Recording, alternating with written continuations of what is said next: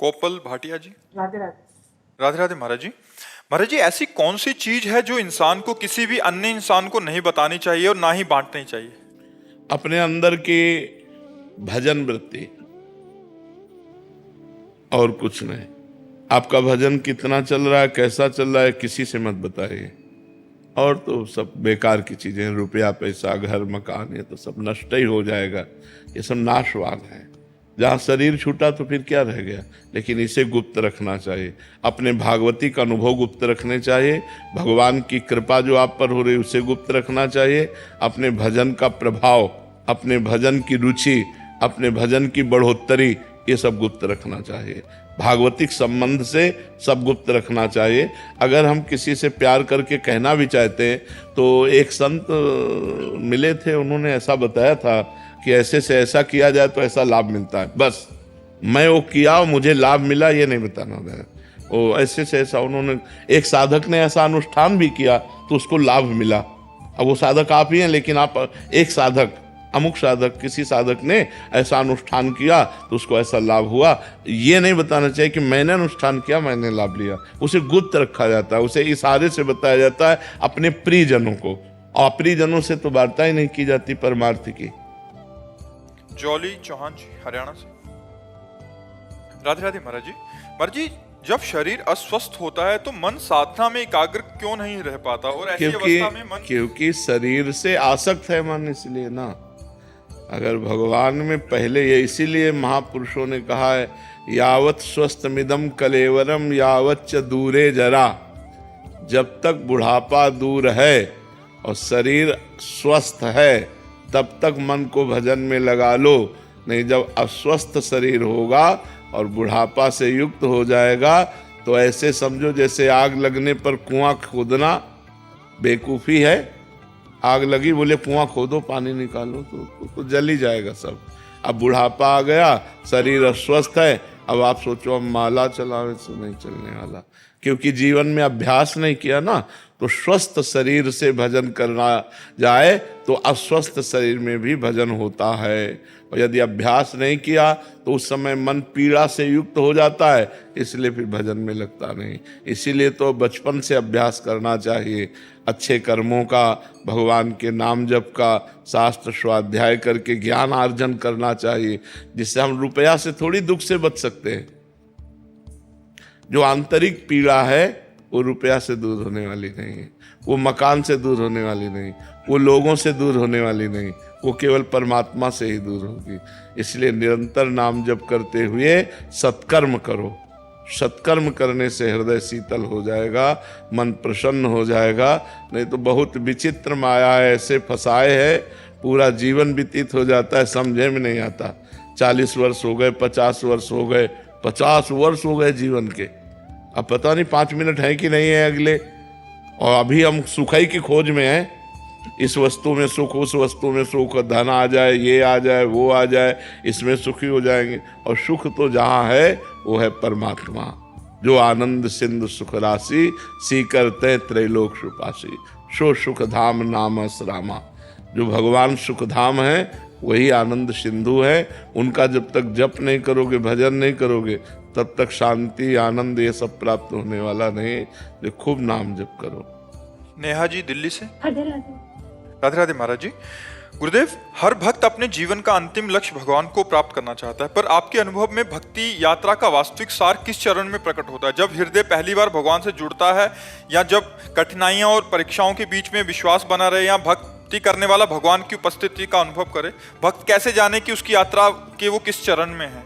एक भी परिस्थिति में भगवत विस्मरण सेकंड भर भी ना हो तो सुनो, एक भी कोई परिस्थिति अनुकूल या प्रतिकूल और हम भगवान को भूल गए तो हमारी भक्ति की कसौटी में हम फेल हो गए। तद विस्मरणेन परम व्याकुलते थी। भगवान का विस्मरण होते ही परम व्याकुलता जागृत हो जाए, सबसे बड़ी कसौटी है।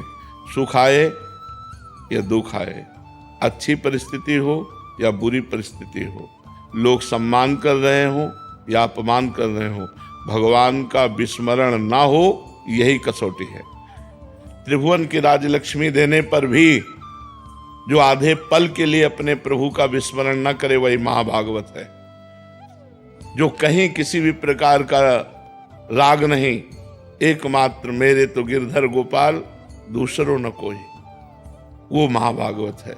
जो संपूर्ण सृष्टि में भगवान की लीला को देख रहा है, जन्म लीला, पालन लीला और संहार लीला, वो महाभागवत है।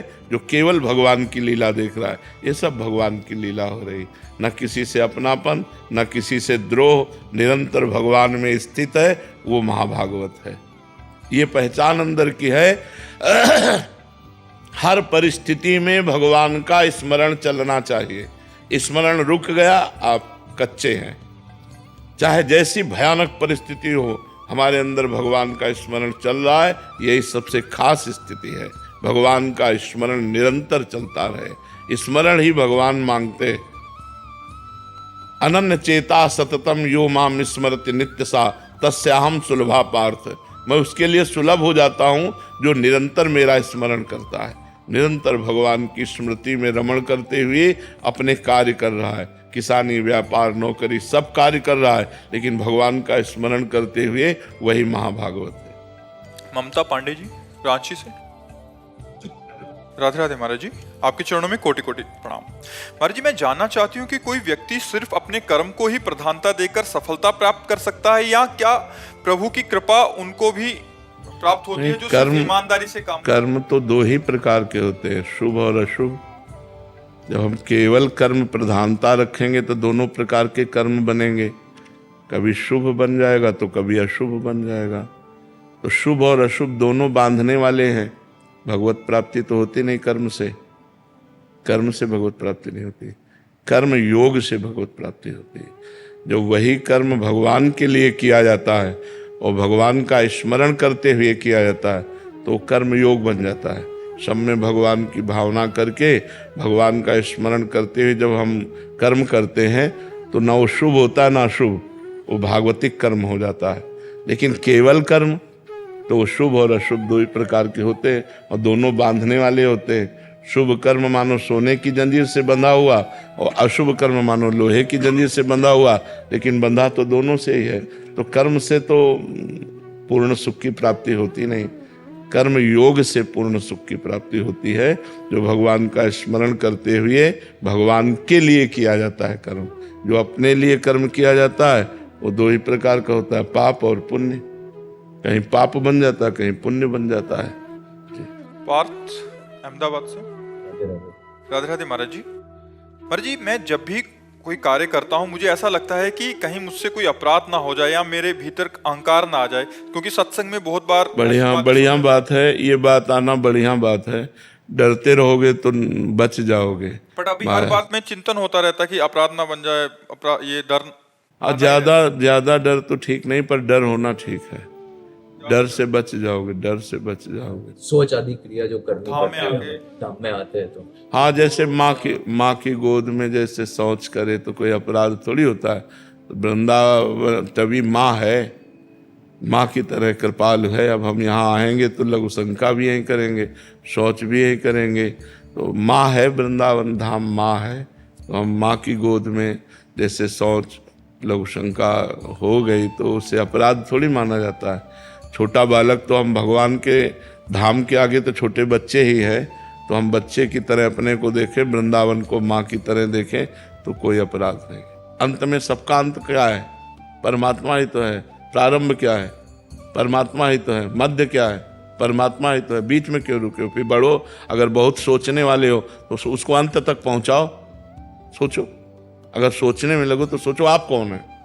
अरे आदि भी वही है, मध्य भी वही है, अंत भी वही है, सब परमात्मा स्वरूप है। ये अभी मलिन बुद्धि है, इसलिए पकड़ नहीं पाती। नाम जप करो, खूब नाम जप। देखो, इस शरीर को पवित्र मानते हो ना, इस समय नहा धो के आए हो, लेकिन यहीं सोच भरी है। इतनी झिल्ली की केवल बात है नहीं, यहीं सोच भरी हुई है, यहीं तो मल भरा हुआ है। केवल ऊपर से चमड़ी धो लिया तो पवित्र हो गए क्या? ये रसोई है, ये शौचालय है, यहाँ से भोजन जाता है, सब यही है, एक ही शरीर में है, इसी घर में सब कुछ है। तो इसलिए खूब नाम जप करो।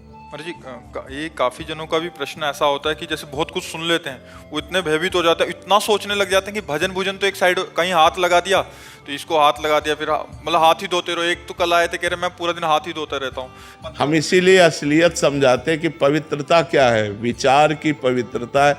शरीर कभी पवित्र हो सकता है क्या? मलाशय मूत्राशय सब यही तो है ना।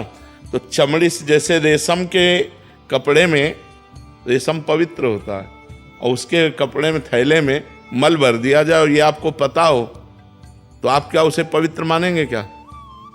तो ऐसे चमड़े के थैले में मल भरा हुआ है यहाँ, और क्या है, अंदर ही तो भरा हुआ है। तो इतना ज्यादा सोच ना करे, नहीं तो फिर सोचता ही रहेगा। सोचता जितना काम चल जाए, बकास नाम जप करो, भजन करो, ज्यादा सोच में मत लगो। अब ऐसे ऐसे लोग हैं, छू जाए तो नहा लें, दूसरे का शरीर छू गया तो नहाने जा रहे हैं, कपड़ा सहित नहा रहे हैं, और तुम्हारे शरीर में क्या है? होश करो, तुम्हारे शरीर में क्या? वही मलमूत्र कप पित्त बात वही तो भरा हुआ है, उसके छूने से नहीं। यही सब सोच जमा है, यही मलमूत्र जमा है। पर जी मुख्य बात भजन है। भजन, मतलब ये भजन के लिए तो पवित्रता धारण बस किया बस बस बस, भजन के लिए पवित्रता है। अंजना गवार जी, राधे राधे महाराज जी। महाराज जी यदि धन पर्याप्त मात्रा में हो परिवार की तरफ से, तो क्या खुद संसार में जाकर कर्म करने की आवश्यकता है अगर भगवत प्राप्ति को मार्ग अपनाना हो? हाँ, भगवत प्राप्ति का मार्ग अपनाइएगा, भजन कीजिएगा, लेकिन कर्म करना आवश्यक है। समाज की सेवा है, समाज को सुख पहुंचाना है, ये अपना कर्तव्य है ना। हमारे पास जितना धन उसको दूसरों की सेवा में लगाएं, गौ सेवा में, संत सेवा में, और व्यापार करें, नौकरी करें, नाम जप करते हुए। तो हमें लगता है मनुष्य जीवन कायरता पूर्वक बिताने के लिए नहीं मिला है।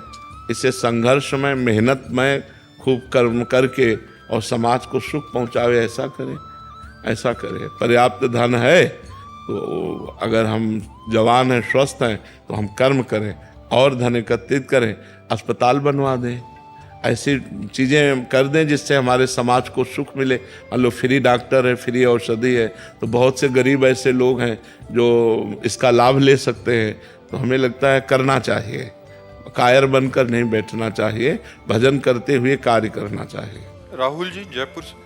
श्री हरिवंश। श्री हरिवंश महाराज जी। महाराज जी आपने सत्संग में बोला था कि काशी में जब हमने बहुत शास्त्रों का अध्ययन किया और पूरा बस्ता भरा रखा रहता था, लेकिन जब वृंदावन आए तो गुरु कृपा से जो मिला उसने हमारे जीवन का नक्शा ही बदल दिया। सब शास्त्र का अध्ययन एक, अब हम सब कुछ भूलना चाहते हैं। पहले याद करना चाहते थे कि इस शास्त्र में ये लिखा, इस शास्त्र में ये, अब सब कुछ भूलना चाहते हैं। केवल राधा राधा राधा राधा राधा, केवल राधा राधा, अब सब कुछ भूलना चाहते हैं। तो वो महाराज जी यानी गुरु जो वो कृपा से जो मिलता है वो स्वरूप है।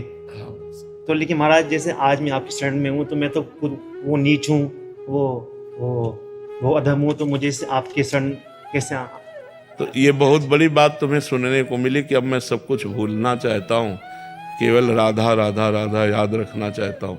पकड़ लो तो तुम्हें पढ़ना नहीं पड़ेगा, इतना दौड़ना नहीं पड़ेगा। राधा राधा राधा राधा राधा, सही बात। अब हम सब कुछ भूलना चाहते हैं कि मुझे कुछ याद नहीं, एक ही उत्तर है, राधा राधा राधा राधा। तो महाराज जी अपने जीवन में वो देनता वो कैसे लाएं? जैसे आप कोई भी आता संत आता है, आप भजन से आ जाएगी, भजन।